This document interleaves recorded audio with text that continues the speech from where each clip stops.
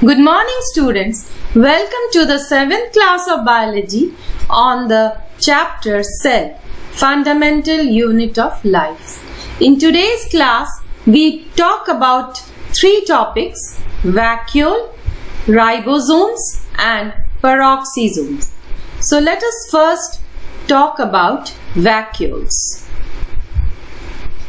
So what is a vacuole?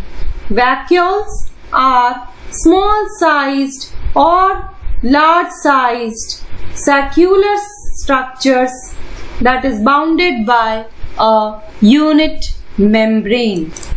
They occur in most cells. They are small in size but more in number in animal cells.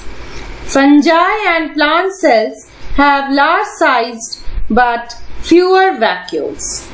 Vacuoles are storage sacs for solid or liquid contents bounded by a unit membrane.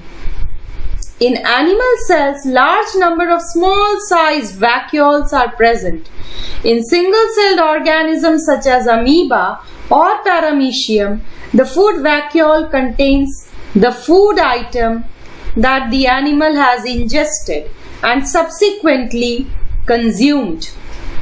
Many unicellular organisms, in addition, possess specialized vacuoles that serve as osmoregulatory organelles. That is, they are associated with the maintenance of water balance of the body. So, once again we talk about the vacuole. What are they? Storage sacs for solid or the liquid contents. Small size are present in animal cells. Large size vacuoles are present in plant cells. And in plant cells, vacuoles are full of cell sap, and that provides turgidity and rigidity to the cell. In plant cells, generally vacuoles arise from the endoplasmic reticulum and Golgi apparatus, which fuse at maturity of the cells to form large vacuoles. These vacuoles are bubble-like sacs bounded by a unit membrane called the tonoplast. They are filled with a fluid called the cell sap. The cell sap consists of free water and a variety of compounds like your minerals, sugar, oxygen, carbon dioxide, soluble pigments, amino acids, proteins, organic acids, etc. in solution or suspension. The tonoplast, like the plasma membrane, is selectively permeable.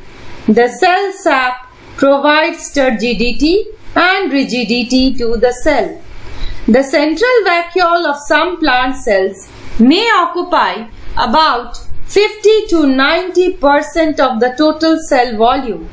Because of the central position of the vacuole, the nucleus and other cell organelles in the plants are pushed towards the periphery. Now, in amoeba, the food vacuole contains the food items that the amoeba has consumed. Vacuoles also play an important role in expelling excess of water and wastes from the cell.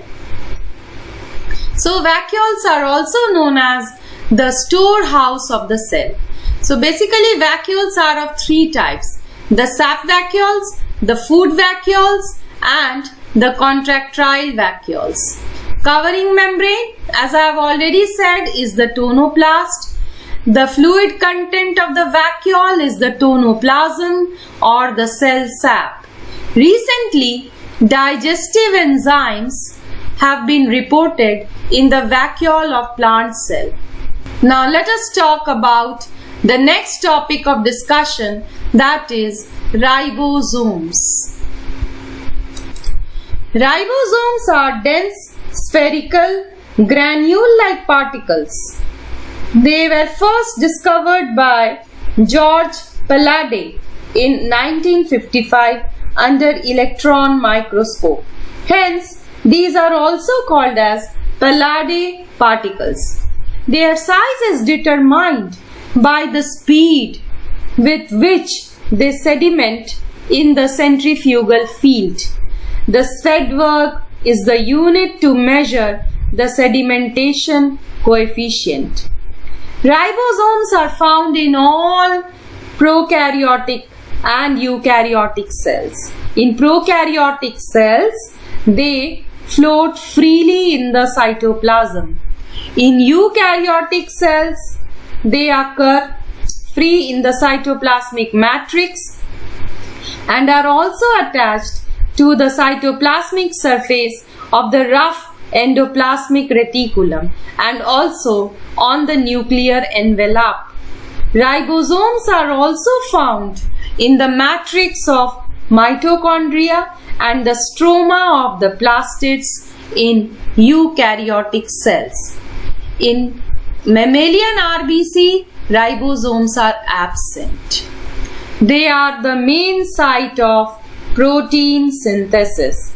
Now, on the basis of their size and sedimentation coefficient, we have two types of ribosomes, the 70S ribosomes and the 80S ribosomes. The 70S ribosomes are found in prokaryotes and in the mitochondria and plastids of eukaryotic cells. Each 70S ribosome consists of a large 50S subunit and a small 30S subunit. The 80S ribosome occurs in the eukaryotic cells and the 80S ribosome consists of a large 60S subunit and a small 40S subunit. Both the types of ribosomes are similar in structure. They are minute organelles without a membrane around them. The ribosomes provide space for the synthesis of proteins in the cell. Hence, they are also known as the protein factories of the cell. So, we can just summarize as ribosomes are the sites of protein synthesis. And we know that cells need to make proteins. Cells have to grow, they perform the work of repair, so they have to make proteins. And those proteins might be used as enzymes or as a support system for other cell functions. So when there is a need for proteins, there is a need for ribosomes. And ribosomes are the protein builders or the protein synthesizers of the cell. We can also say they are the construction guys who connect one amino acid at a time and build long chains. Ribosomes are found in many places around the cell. We can find them floating in the cytoplasm. Then the floating ribosomes make proteins that will be used inside the cell. Other ribosomes are found on the endoplasmic reticulum, and that's why that type of reticulum is known as a rough endoplasmic reticulum. It looks bumpy under a microscope. Those attached ribosomes make proteins that will be used inside the cell and proteins made for export out of the cell. So that way ribosomes are the main protein synthetic factory of the cell. Now let us talk about peroxisomes. They are small vesicles found around the cell.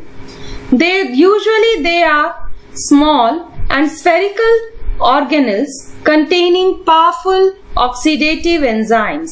They are bounded by a single membrane and they contain digestive enzymes for breaking down toxic materials in the cell. They differ from the lysosomes in the type of enzyme that they hold. Peroxisomes hold on to enzymes that require oxygen. That is, they hold on to the oxidative enzymes. So they are located in the cytoplasm, especially in the liver and the kidney cells. Inner contents of the peroxisomes are mostly granular, very finely granular, but sometimes a crystalline core is visible under the electron microscope in the center of the peroxisome. This crystalline core is a crystallized protein, what is called as the catalase enzyme. So, similar to lysosomes, it also contains different enzymes, but the nature of the enzyme is completely different.